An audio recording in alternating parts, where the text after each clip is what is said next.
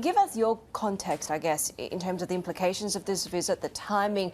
Why has this happened? As we've just mentioned, it hasn't happened in a long time. Is this all in the context of countering the ambitions and the moves that we see from Beijing?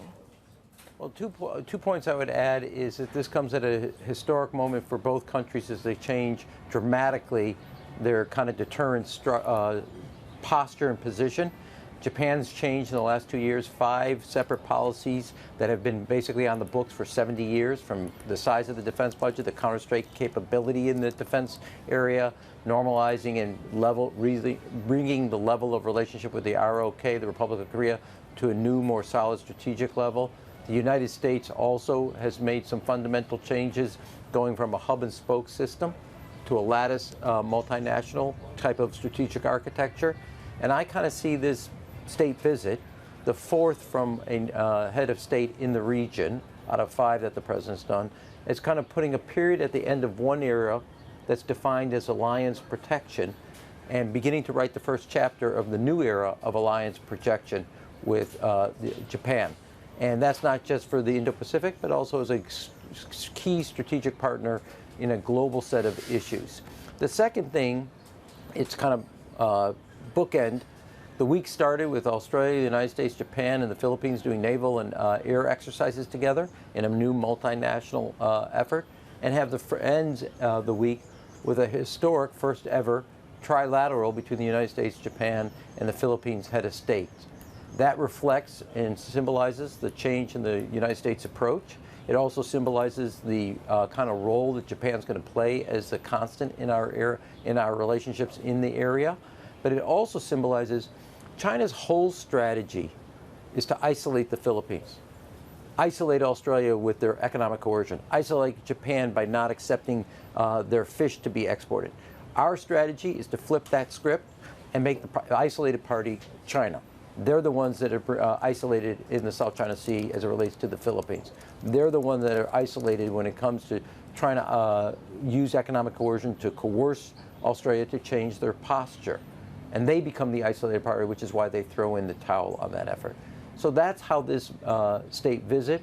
It's been 9 years since the last Japanese Prime Minister's had a visit, but it comes at a critical juncture where the relationship will pivot into a new kind of posture and a new position. I wanted to hone in, Ambassador. You've mentioned, of course, the first Trilateral Summit with the Philippines. How far do you expect Japan to involve itself when it comes to these confrontations in the South China Sea, where, of course, these encounters tend to be more aggressive than what we see in the East China Sea? Well, the whole goal is not to have a conflict. That's what credible deterrence is. And understanding that this is not China versus the Philippines. This is China trying to coerce the Philippines into changing their policy, on which the International Court in 2016 ruled was in favor of the Philippines, not China. And understanding that China needs to understand that the Philippines has some very, very important friends in the neighborhood, the United States, Japan, and Australia in this situation. And it's all about bringing a level of credibility to the deterrence, whether that's on the diplomatic front, the defense side, or the economic development side. And you will see that take place in real time. And since we announced the trilateral, you can see China's change in the behavior and their sense of that. In the same way that when the president hosted the president of Korea and the Prime Minister of Japan at Camp David in August, that was a major shift in the strategic sands and underpinnings in the region, because China's entire strategy is to keep Korea, Japan, and the United States isolated from each other, not on the same page, which is what was achieved at Camp David. I'm interested, this sort of lattice-type structure, how strong that is, especially when you hear things like, for instance, South Korea's reported to be planning a three-way summit with China and Japan next month. So what's the sort of response, and what would the US be making of that? Well, I know what happened since I was there at Camp David. We'll see. Obviously, we have this historic one, first time ever between the leaders of the Philippines, Japan, and the United States. But this lattice structure is a fundamental shift in the United States to a more multinational approach, whether it comes to military exercises, economic development, or whether it comes to diplomatic initiatives. And it replaces what was a siloed hub and spoke in a more integrated way. and it brings a level of not only deterrence, it reminds China, and there's two operative theories here. China's theory is, this is our neighborhood, you either get in line or you're going to get the treatment that the Philippines are getting or any other country like Australia just recently experienced over the last 3 years. Our posture is we're a permanent Pacific power and presence, and you can bet long on the United States. And when you look at where we were 5 years ago, when you look at where we are today, China's on their back foot, and there's ever greater momentum behind the United States pledge. We're a permanent power, you can bet long, which is why countries are actually working together on every one of those kind of strategic levels, from development to deterrence to diplomacy, to work together in not lockstep so much, but in coordination and cohesion with the United States' approach. But then, what about China's approach and how it plays into it? And as I said, South Korea perhaps planning a three-way summit between China and Japan. So how can the US sort of counter that approach from Beijing as well, that could also be looking to have its own lattice-type structures in place? Well, first of all, China has no treaty allies except for North Korea. Second of all, China is never going to win the award for the best neighbor policy. They've had 2 land conflicts already with India. They're having a constant kind of minor kinetic with the Philippines. They fired 5 missiles into Japan's EEZ. There's nobody in the neighborhood that China's not in some way claiming their real estate or having some economic or political confrontation with. So they can try a trilat, and great. Anything that deters China and understands there's consequences to try to use raw power rather than a rules-based system is a good thing. But I think China's reacting to the United States, not initiating where we're reacting. The reason they want a Japan, Korea, China trilateral meeting is in a reaction to what the president achieved. They're trying to minimize that, which goes to underscore what I've said earlier, which is 5 years ago you would not have put that the initiative was on the United States. It's not a major gust of wind, but the wind is at our sails, where China, both at home and in the neighborhood, is on their back heel, and they're trying to make up for lost time. What's the risk of US initiatives being undermined by election changes in the US itself, given we are approaching that vote in November, and Donald Trump potentially inclined to overturn Biden policies if he wins? Well, first and foremost, I would say that when it comes to kind of the area of the Indo-Pacific and China, we're strong because of our allies and alliances. What we're building here is starting to be put down in the roots of the institutions of whether it's Korea, Japan, the United States, or the United States, Japan, and the Philippines, or whether it's the Quad, India, Australia, Japan, and the United States. That's being woven into the DNA of not only the strategy, but the institutions that help uphold those strategies or strategic areas. But I think we should be also honest. President Biden brings a level of commitment that all the other leaders respond to, that he values allies and the alliances that they're part of and sees them as core to America's strategy.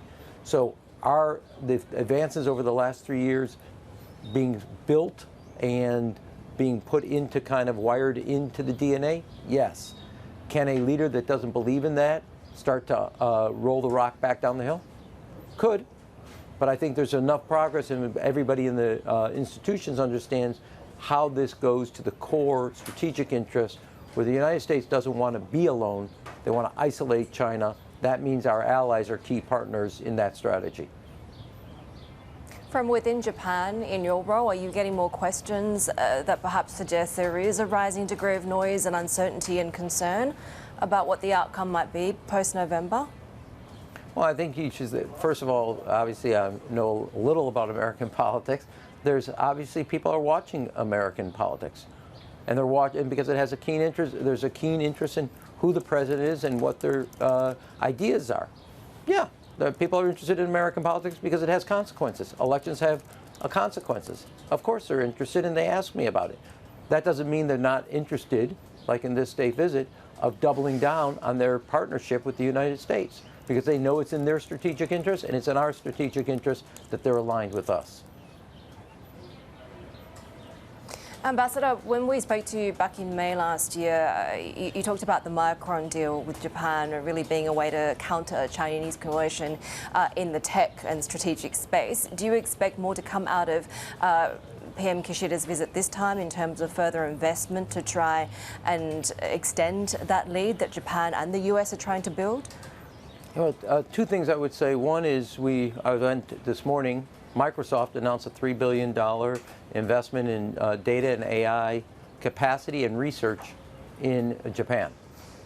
We also just announced Carnegie Mellon and Keio University in Japan will be doing research on AI, as will the University of Washington and Tsukuba University in Japan. There'll be $50 million, $110 million collectively by major corporations to back up that AI research in the 4 universities, 2 U.S., 2 Japan, building on what we did in Hiroshima with the University of Chicago and Tokyo University in the quantum computing space. We've put together around $260+ million just in the 2 areas of research of AI and quantum computing. That has a material economic benefit and material benefit to keeping the 2 countries ahead in some of the most important research areas that China's putting a ton of resources into. So there will be other type of commercial diplomacy. The Prime Minister will be going down to North Korea after his visit here at the White House, looking at Toyota's $13.9 billion EV investment in the United States and a Honda auto factory. For the last 4 years, Japan has been the #1 in foreign direct investor in the United States, and we have been the #1 in Japan, and that's what's going to continue. Ambassador, I'm curious about the U.S. opposition perhaps to Nippon Steel overtaking United States Steel and what that signifies to Japanese companies that are looking to make investments inside the U.S. Is there perhaps a need to think about the role that election year politics plays in investment strategies then? Well, here's what I would say is, as I just said, for 4 years in a row, the United States and Japan are the #1 foreign investors in each other's respective countries. Japanese companies employ 1 million Americans, one of the largest in the world. Number 2, 6 weeks ago, Mitsui Corporation from Japan received a $20 billion contract to replace all the cranes in all our ports because we don't trust the Chinese cranes that are there from a national security basis. Nothing says trusted ally more than a $20 billion contract to a Japanese company. And then I would remind everybody that in 2021, when there was an election in Japan, some foreign entities were looking at buying Toshiba, and Japan said for national security interests, that's not going to be permitted. So there's a context here. One is that the relationship is bigger, more significant than a single commercial transaction. And 2, there have been things in both with Mitsui 6 weeks ago, as well as back in 2021 with Toshiba, that actually put this all in context. So it is, in the United States, continues to be a target of investment from semiconductors and from Japan, autos, EVs, food, pharmaceutical, financial services. And Japan continues to be a #1 market for the United States as an investor in Japanese economic growth and economic capacity. And that's going to continue, whether there's a disagreement on a single transaction.